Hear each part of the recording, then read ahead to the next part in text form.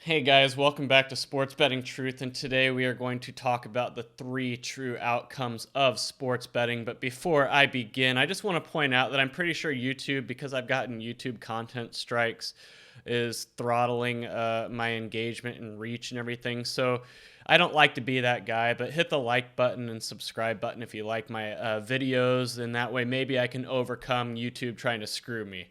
Otherwise, there's really nothing I can do. But today we're going to talk about the three true outcomes of sports betting, meaning every single person who ever places a bet on sports is going to fall into one of three long-term outcome buckets. Now, the first one is going to be the most obvious. It's going to be the one everyone tries to strive to, but it's also almost like a unicorn because you're probably not going to get there, and that is being a long-term winner. Someone who profits long-term betting on sports.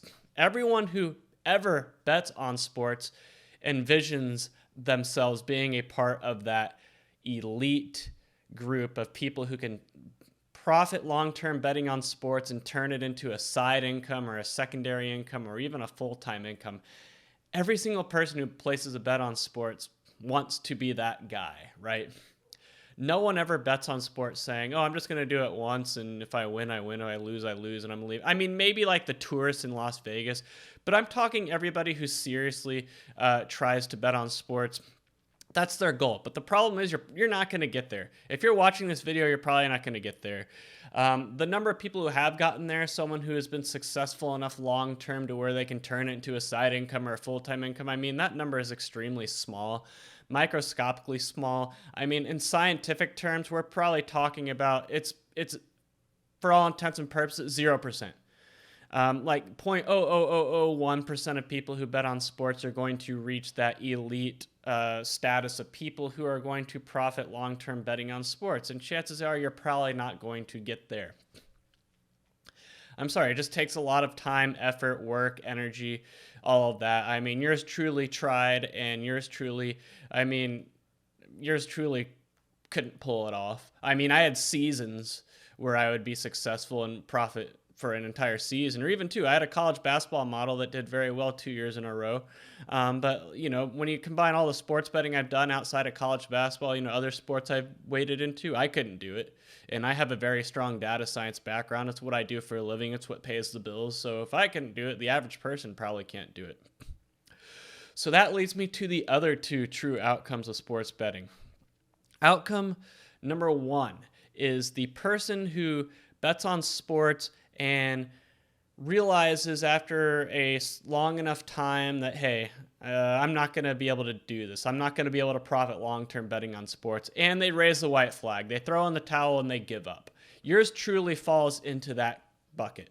Yours truly is the one who is like, you know what, screw this, right? I think I bet on sports when I went to Las Vegas for fun a few months ago, but I'm talking about as someone being like a not a day-to-day bettor necessarily, but someone who bet regularly. I gave that up back in April 2021. I haven't placed a single bet like since then, not counting the bets I placed in Las Vegas for fun a few months ago. So yours truly raised the white flag because I was like, you know what? You can't pull it off. Like I was still building models. If you followed me last year, college football, doing a model, Major League Baseball, but I never bet with them because I had built the models and I was like, I'll bet with them when they can show they can profit, and they could not. So I was like, screw it, I'm out. And if you fall into the bucket of people who, gave sports betting a go, tried to make it work for you, but couldn't pull it off, and you're like, you know what, I give up, I'm just not going to bother anymore, good for you. I honestly think that's the best of the three true outcomes. Yes, I think it's better than betting long term, because winning and profiting long term, because you're not going to get there. And those who do get there, I mean, the amount of effort and time it takes to reach that level. Like even when I was profiting betting on sports, and when I made money over an entire season, the amount of money I did make was not worth anywhere near the time and effort and energy I put into it. So just because you're profiting long term doesn't mean you're making enough money to make all the effort worth it. So I mean, that's the people who are making enough money profiting long term to make it worth it is even smaller than those who are just profiting long term. I mean, just because you're profiting, you could be making like 10 cents long term. And so there's different tiers of those who profit long term as well. So If you raise the white flag, then good for you. Because even if you are profiting long term, because if for those of you who followed me last year in 2021, when I had that college basketball second half and live betting model that was just crushing it, like 3 straight weeks of just insane. I think it hit like 64% over a 3 week stretch, and I feel like I couldn't lose. Um, Even then, you're like, okay, I'm not going to go all in on this model because it's doing very well. But there could always be a point in time where the bottom falls out and it stops being profitable. And ultimately, what ended the run of that college basketball model was a season ending. But just because you have an approach that profits long term for you now doesn't mean that it's going to keep profiting for you long term going forward. The rug could always be pulled out from under you.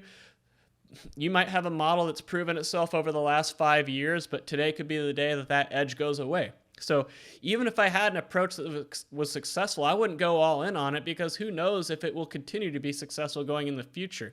Is that really something you want to roll the dice on? Do you really want to go all in?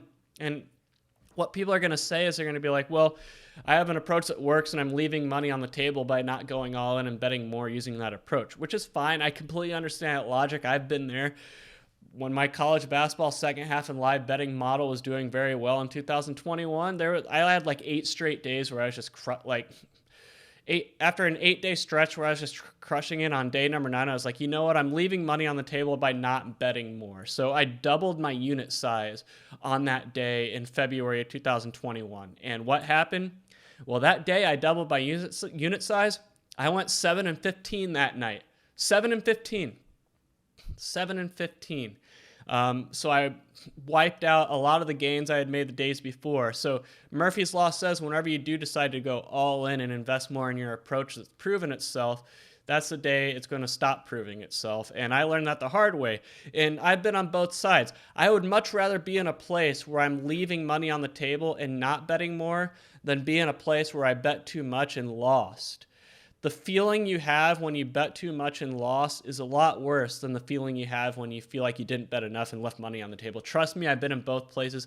I would much rather be conservative and win less money than overbet and lose. Trust me, I've been to both. The feeling is much worse on the latter. So that brings me to true sports betting outcome number 3, and that's someone who I call the Nile River, aka they're in denial. They're delusional. No matter how bad they've had it, no matter how much money they've lost, no matter what they've done, they feel like they're due, that they're going to get their break, their time is coming. If they just stick it out and do more research or build better models or try harder or listen to more content, whatever. If they feel like if they just put in more effort, then they will finally get to the point where they are in a place where they're going to start winning money on sports. And this is, for all intents and purposes, that's problem gambling territory. That's where you've entered problem gambling territory, and that's the third true outcome. The second true outcome is people who lose and admit it and realize, hey, I don't have it. This isn't for me. I'm not going to be able to do it. I'm raising the white flag. I'm not going to seriously do this anymore. Maybe a recreational bet every now and then, but for the most part, trying to make money doing this, no, I'm done. I'm out. But then you have the group of people who don't get to that point, who lose, and they're like, well, I know a lot about sports. I watch a lot of sports. I can do a lot of research. I'm just on a run of bad luck.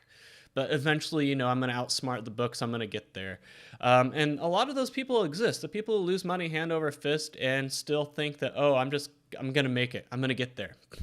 Because what these people can't realize is that they are unable to do long-term math. Because I always say the true measure of how you've done betting on sports is how much money you've won or lost over the entire span of your sports betting career.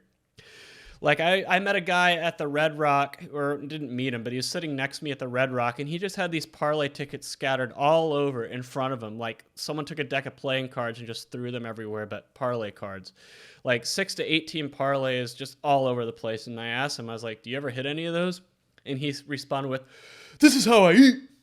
This is how I eat. That's exactly how he sounded, by the way.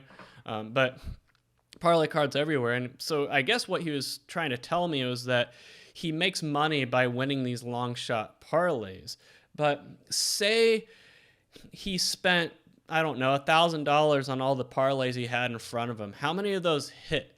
So say he hit like an 8-teamer that he put $10 on. You're going to win $1,400 on an 8-teamer. But yeah, so if he spent $1,000 on them, he profited 400 in the long run.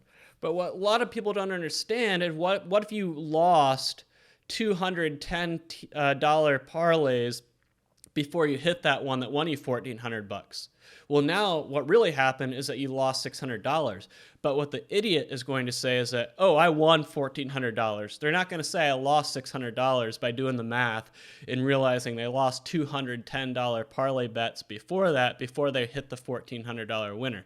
No, you really lost $600 because you need to look at the big picture. But most people don't look at the big picture, so they think they're just a big winner. And so a lot of people can't do that. So yeah, you might lose, and then you make a big hit. It's like slot machine players. Like the person I was next to at a slot machine one time who hit like a $2,000 jackpot. I'm like, okay, you might have won $2,000, but how much did he lose on a slot machine before winning that $2,000? So did he really win $2,000, or did that $2,000 just cut into what you have already lost before that? A lot of people can't do the long-term math, and they're delusional, and they just don't realize how much money they've truly lost. But that's the third true outcome of sports betting, is a person who is delusional. They think they can turn the ship around. They just need to give it time. And this is the people that the touts and the sports books in the industry prey on, the delusional people. The first two true outcomes are the smart people, because if you can win long term, then you're smart. And if you're willing to raise a white flag, then you're smart as well, because you realize the deck is stacked against you and the game is rigged. It's that third group of people that you don't want to be that person. You don't want to fall into that category. Guys, if you've been betting a lot and you're not making it happen, you're probably not going to ever make it happen. And you just got to be honest with yourself. You got to be honest with yourself. And so that is the point of this video, is you don't want to fall into that third group. Do whatever you can to not be a part of that third group, all right? If you're going to bet on sports and you want to be in that second group, but you still want to bet on sports, just be reasonable. Understand the fact that you're probably going to lose, and whatever money you bet with, you will lose. Assume that, and then you'll be fine. Don't try to turn this into a side income or anything like that. It's not going to happen. Anyway, that wraps up this video. Again, hit the like button if you like this type of content, and stay tuned right here to Sports Betting Truth for more truth related to sports betting.